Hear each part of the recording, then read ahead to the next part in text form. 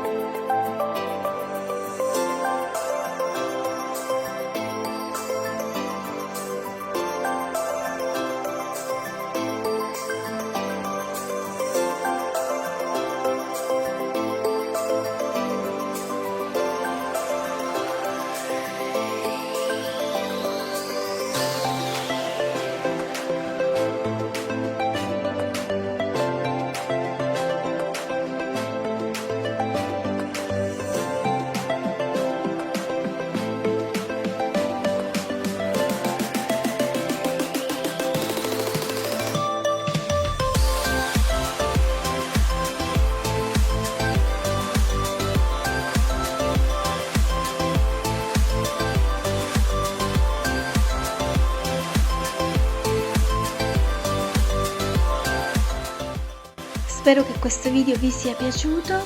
Se è così lasciatemi un mi piace al video e io ritornerò con un altro video la prossima settimana. Ciao ciao e buona settimana a tutti!